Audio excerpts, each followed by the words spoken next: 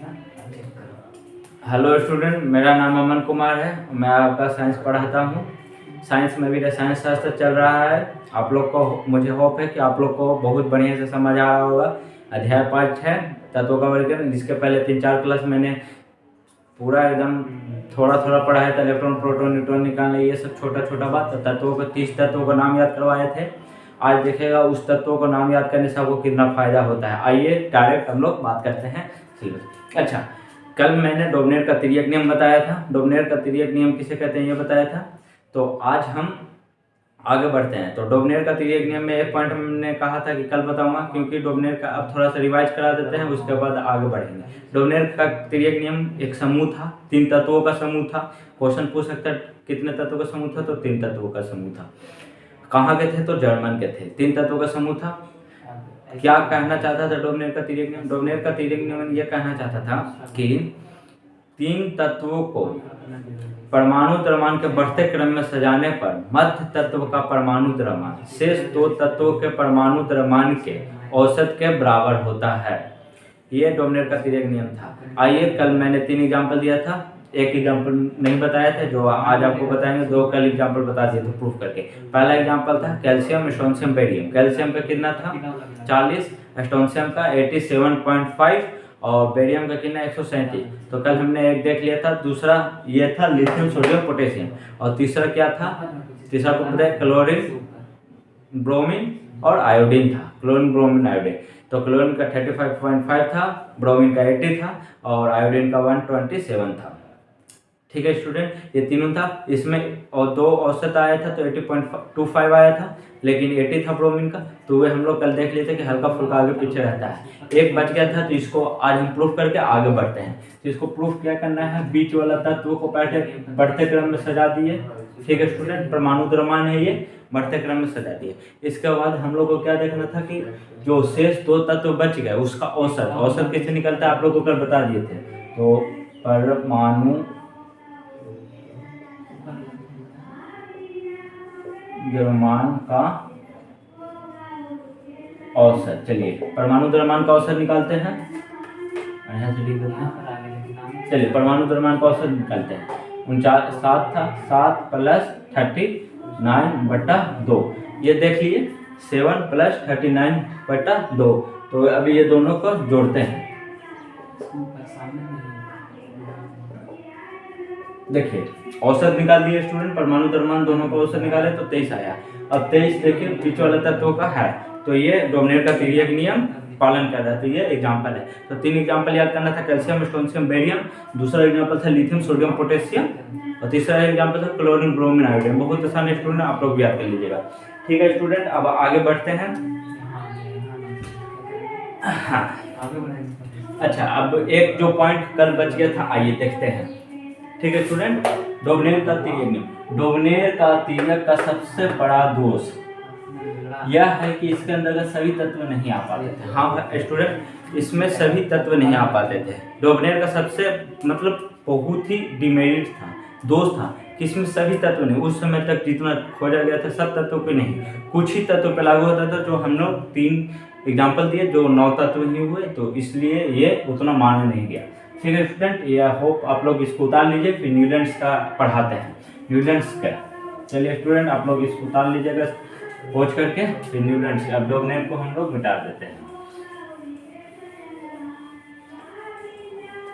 चलिए न्यूलैंड्स का अष्टक नियम। ठीक है स्टूडेंट, आइए न्यूलैंड्स क्या कहना चाहते थे। न्यूलैंड्स का जन्म कहाँ हुआ ये सब देखते हैं।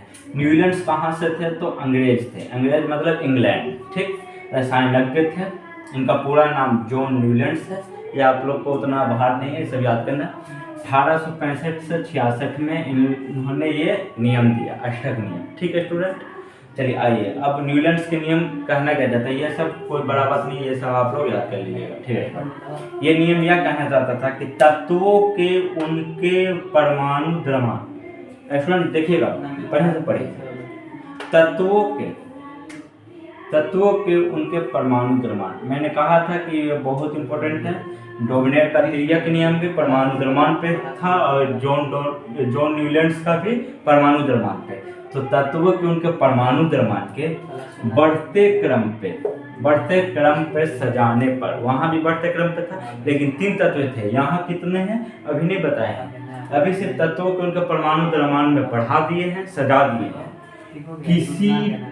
किसी तत्व से सजाने पर, किसी तत्व से प्रारंभ करने पर 8वें तत्व के गुण पहले तत्व के गुणों के समान होते हैं। ये बात एकदम याद रखिएगा, ये बात हम एक कोना में लिख देते हैं कि आपको बाद में भी किसी तत्व से स्टार्ट करना, 8वें तत्व का गुण पहले तत्व के गुणों के समान होता है। ये याद कीजिए, आप याद कीजिए कि 8वें तत्व के गुण पहले तत्व के गुणों के समान होता है। किसी भी तत्व से हमको क्या करना है, किसी भी तत्व से प्रारंभ करता है, गिनती करना है, 8वां पे जाकर रुकना है और पहला और 8वां का गुण मिलेगा, समान होगा। जैसे कि संगीत का 8वां स्वर पहले स्वर के समान होता है। अब इसको पूरा एक्सप्लेन करते हैं एग्जाम्पल के साथ। ये आपका थ्योरी हुआ, अब एग्जाम्पल देंगे। तो ये आपको याद करना है, तत्वों के उनके परमाणु द्रव्यमान, तत्वों के उनके परमाणु द्रव्यमान के बढ़ते क्रम पर सजाने पर किसी भी तत्व से प्रारंभ करने पर 8वें तत्व के गुण पहले तत्व के समान होता है, पहले तत्व के गुणों के समान होता है। कि संगीत का 8वां स्वर पहले स्वर। चलिए ये सब आपको और डिटेल में बढ़िया से बताते हैं। तो स्टूडेंट आप लोग इसको नोट्स उतार लीजिए, इसके आगे आपको एग्जाम्पल बताते हैं, जगह नहीं था इसलिए आगे अब इसको मिटाना पड़ेगा। ठीक है स्टूडेंट, आप लोग मुझे होप है कि आप लोग उतार लेंगे। आइए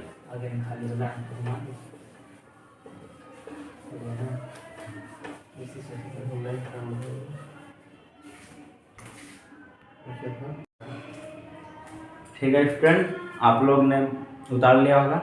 उतारने के बाद ये एग्जाम्पल है, इसको इतना याद नहीं करना है, हम जितना बताएंगे उतना याद करना है।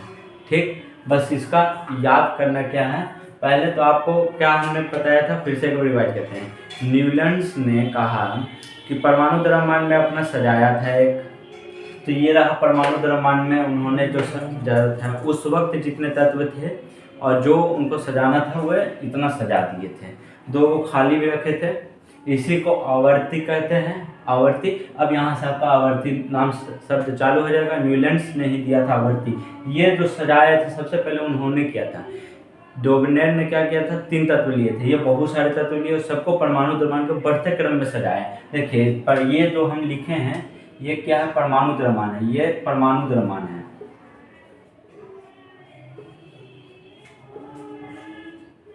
ठीक है स्टूडेंट, आपको ये परमाणु द्रव्यमान है और परमाणु द्रव्यमान को बढ़ते क्रम में न्यूलैंड्स ने सजाया। और जब सजाया तो उन्होंने कहा कि किसी भी तत्व से, कोई भी तत्व ले लीजिए, कहीं भी हाथ रख लीजिए, वहां से 8वां जो तत्व है वे उसके गुण के समान होगा। एग्जाम्पल में हम देते हैं, जैसे मान लीजिए एक सोडियम मान लें, सोडियम को पहला तत्व माने। ठीक है फिर इससे अब गिनिए 8वां तत्व जो आएगा ये इसके गुण के समान होगा। जैसे संगीत का स्वर, ये जो सारे गामा पदा निशा है, ये संगीत के स्वर है। क्या है, संगीत के स्वर।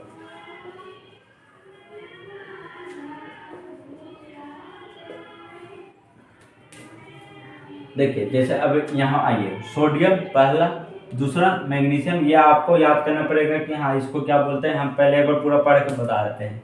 H मतलब हाइड्रोजन, Li मतलब लिथियम, द्रव्यमान परमाणु द्रव्यमान है, ये आपको याद करना पड़ेगा। जितना लिखा है कम से कम उतना याद कर लीजिए। ठीक, B beryllium, B boron, C carbon, N nitrogen, O oxygen, F fluorine, Na sodium, Mg magnesium, Al aluminium, Si silicon, P phosphorus, S sulphur, Cl chlorine, K potassium, Ca calcium, Cr chromium, Ti titanium, Mn manganese, Fe ferrous, Co Ni cobalt nickel, दोनों एक में लिखे हैं, Cu copper, Zn zinc, Y लिथेरियम, I aluminium, S स्टेशियम, Ac selenium, Br bromine, Rb rubidium, Sr strontium, C caesium, L lanthanide, Zr zirconium.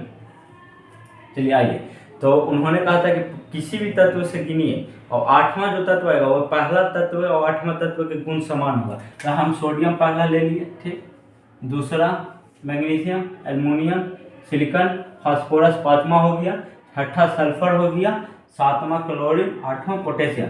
तो जो sodium का जो सेम है, जो सोडियम का गुण है वह पोटेशियम के गुण के समान होगा। न्यूलैंड्स ने यही बात बताया हम लोगों को। तो न्यूलैंड्स सर जो बताए हम लोग के, तो वे यही बोले कि पहले तो उन्होंने एक आवर्त बना दिया, समूह बना दिया सभी तत्वों को, उस तत्व को परमाणु द्रव्यमान को बढ़ते क्रम में सजाया, ये इंपॉर्टेंट पॉइंट है। और जो पहला तत्व है, किसी भी तत्व से गिनिए, पहला तत्व जैसे यहाँ से गिने लिथियम, तो पहला, दूसरा, तीसरा, चौथा, पांचवा, छठा, सातवां, आठवां, लिथियम का जो भी गुण है वह सोडियम के गुण से मिलेगा। सर ने बस यही बात बताया था और इसमें कुछ नहीं। अब इसका करने का मतलब कैल्शियम में हम लोग किए, ठीक। तो पहला से गिनेंगे, पहला, दूसरा, तीसरा, चौथा, पांचवा, छठा, सातवां, आठवां, नौ, आठवें तक जाना है तो जिंक हो गया। तो ये आप होप इतना याद कर लीजिए, उतार लीजिए बढ़िया से, और इसको फिर से एक बार समझा देते हैं। तो न्यूलैंड्स ने बस यही कहा कि पहला जो तत्व है उससे लेकर जो आठवां तत्व आएगा वो दोनों का गुण मिलेगा। जैसे लिथियम के सोडियम से मिलेगा, सोडियम के पोटेशियम से, मैंगनीज के कैल्शियम से, कैल्शियम के जिंक से, बोरॉन के एल्युमिनियम से, ये गिनेगा तो आठवां आएगा। जैसे कि फिर उसके बाद हमारा क्या था कि जैसे संगीत के स्वर मिलते हैं, जैसे यहाँ आइए, पहला, दूसरा, तीसरा, चौथा, पांचवा, छठा, सातवां। तो आइए इसको करते हैं। सा रे ग म प ध नि सा, एक बार बोलते हैं तो ये रिपीट होता है। तो इसी तरीके से पहला सा, दूसरा रे ग म प ध नि सा, आठवां भी सा आ रहा है तो कोई कहीं से भी लीजिए, आठवां जो आएगा वो सेम होता है, जैसे पय से लिए, ठीक। प ध नि, 3 हो गया, 4, 5, 6, 7, 8 पय पे आया। तो जो आठवां आ रहा है, पहला और आठवां दोनों सेम है। उसी तरीके से तत्व में भी न्यूलैंड्स ने कंपेयर किया कि जैसे हम लोग सजा दिए, फिर लिथियम 1, 2, 3, 4, 5, 6, 7, 8, तो लिथियम और सोडियम आठवां, पहला और आठवां पाए तो दोनों का सेम होगा। ये हमारा न्यूलैंड्स का आवर्ती वर्गीकरण, न्यूलैंड्स के अष्टक नियम इसी को कहते हैं, क्योंकि 8 तत्व को कंपेयर किया, आठवां तत्व ही गुण समान है, इसलिए इसको न्यूलैंड्स के अष्टक नियम कहते हैं। अब इसके आगे हम आपको न्यूलैंड्स के कुछ दोष बताएंगे कि ये न्यूलैंड्स का ही क्यों नहीं रहा। न्यूलैंड्स इतने बहुत बढ़िया बात बताया तो ये आगे क्यों नहीं रह पाया। आज हम लोग मोस्ले का आधुनिक आवर्त सारणी काहे पढ़ते हैं, ये काहे नहीं पढ़ते हैं, तो इसमें क्या क्या कमी था वो हम बताएंगे। पहले इसको आप लोग स्क्रीनशॉट कर लीजिए और उतार लीजिए आराम से, ठीक है स्टूडेंट। फिर इसका आगे आपको बताते हैं। ठीक है स्टूडेंट, आप लोग यहाँ तक उतार लिए होंगे। अब बस इसका अष्टक के दोष देख लेते हैं, उसके बाद हम लोग मेंडेलीव पे कल चर्चा करेंगे। आज ये तक पढ़ेंगे क्योंकि एक दिन में ज़्यादा नहीं, एक नियम। चलिए, अष्टक के नियम आप लोग को याद हो गया होगा कि पहले परमाणु द्रव्यमान को बढ़ते क्रम में सजाया, उनको आवर्त कहा गया। पूरा जो भी था लिखे थे जो बोर्ड पे, वह पूरा आवर्त कहा है, आवर्त। और इसमें परमाणु द्रव्यमान के बढ़ते क्रम में सजाए, और इसके बाद पहला तत्व कहीं से भी पहला तत्व का गुण आठवें तत्व के गुण से मिलता था। जैसे सारे गामा पादा नी धा नी सा, ये था पूरा जो पहला से काउंट करते थे तो आठवां तक काउंट करते थे तो वही शब्द आता था। उसी तरीके से पहला तत्व से गिनते थे तो आठवां तत्व जहाँ भी आता था तो वे उसका हो जाता था, वो उसके गुण के समान होता था। अब इसका दोष क्या है, ये क्यों नहीं फॉलो हुआ, ये तो बहुत बढ़िया। सबसे पहला मेन कारण जो था ये था न्यूटन्स का अष्टक नियम हल्के तत्वों के लिए लागू होता है। न्यूटन्स का अष्टक नियम हल्के तत्वों पर लागू होता है। हल्के तत्व कहाँ तक थे, कैल्शियम तक थे। कैल्शियम के बाद भारी तत्व हो जाते थे, और भारी तत्व होने के कारण पहला तत्व और आठवां तत्व का गुण नहीं मिल पाते थे, भिन्न होते थे। वही चीज लिखा हुआ है, न्यूटन्स का अष्टक नियम हल्के तत्वों के लिए लागू होता है। हल्का तत्व कहाँ तक, तो कैल्शियम तक। भारी तत्वों के लिए नहीं लागू होता था, क्योंकि पर कैल्शियम के बाद प्रत्येक आठवें तत्व के गुण प्रथम तत्वों के भिन्न होता था। आपको भी हम कैल्शियम तक बताया था, कैल्शियम के आगे आपको नहीं करके बताया, ये यही कारण था। उन्होंने लिख दिया था हल्का फुल्का मिलता था, लेकिन सभी गुण नहीं मिल पाते थे, बहुत गुण भिन्न होते थे। तो ये डिमेरिट था, इसलिए ये जो न्यूटन्स का अष्टक नियम था ये फॉलो उतना नहीं करते हैं। दूसरा सबसे बड़ा कारण था कि जब न्यूटन्स का खोज किया गया था तब 56 तत्व थे। ये वेरी इंपॉर्टेंट है, आपको ऑब्जेक्टिव में पूछ दिया जाएगा कि न्यूटन्स जब थे तो उस समय तक कितने तत्व खोजे गए थे, तो 56 तत्व खोजे गए थे। ठीक है स्टूडेंट, ये आपको याद करना बहुत जरूरी है, 56 तत्व। न्यूलैंड्स जब खोजे थे तो 56 तत्व थे, अब 118 तत्व है। जो उन्होंने नहीं किया कहा था, उन्होंने सीधा साधी कह दिया था कि अब तक 56 तत्व ही खोजे जा चुके हैं और इससे ज़्यादा तत्व इस धरती पे नहीं है। लेकिन इस धरती पे अभी तक 118 तत्व खोजे जा चुके हैं, इससे आगे भी खोजे जा रहे हैं। ये दूसरा डिमेरिट था। तीसरा डिमेरिट क्या था?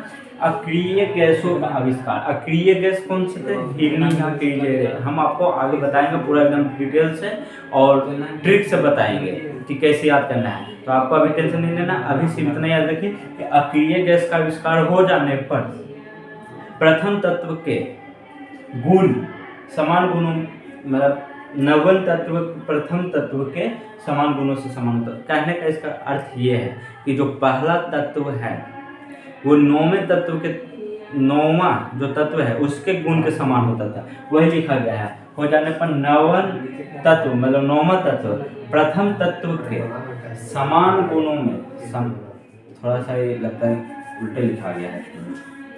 नवम तत्व प्रथम तत्व के समान गुण होते हैं।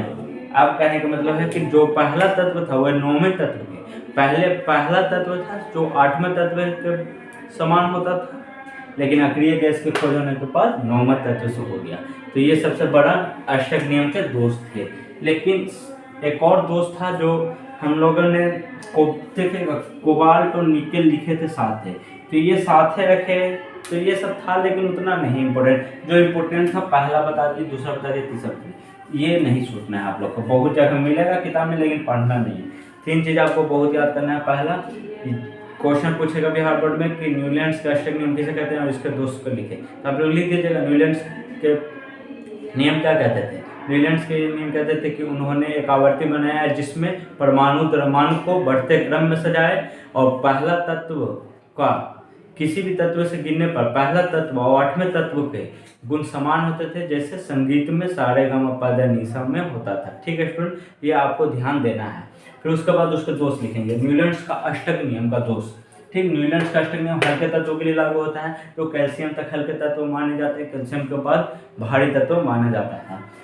भारी तत्व और कैल्शियम के बाद जितने तत्व थे, पहला तत्व और 8वां तत्व के गुण नहीं मिल पाते थे, इसलिए ये नियम फेल हुआ। ये ठीक। दूसरा, न्यूलैंड्स का अनुमान था कि इस प्रकृति में 56 तत्व ही है, लेकिन अब 118 तत्व है, ये भी दूसरा डिमेरिट हुआ। तीसरा, क्या अक्रिय गैस के खोज हो जाने पर सबसे बड़ा दोष ये माना जाता है, क्योंकि अक्रिय गैस का खत्म हो जाने पर पहला तत्व का गुण 9वें तत्व से मिलता था, ये तो पूरा खत्म हो गया, क्योंकि ये अष्टक नियम था, यहाँ तो 9वां चल गया, तो ये सबसे बड़ा डिमेरिट था। ठीक है स्टूडेंट, आज यहीं तक। अगले क्लास में हम लोग मेंडलीव के बारे में बात करेंगे। मुझे होप है कि आपको समझ आया होगा। इसका स्क्रीनशॉट ले लीजिए और बहुत बढ़िया से आप लोग तैयारी कीजिए बिहार बोर्ड के लिए। और आगे चल के यदि आप लोग डॉक्टर बनना चाहते हैं, इंजीनियर बनना चाहते हैं, तो केमिस्ट्री का बहुत उपयोग है। ठीक है स्टूडेंट, थैंक यू।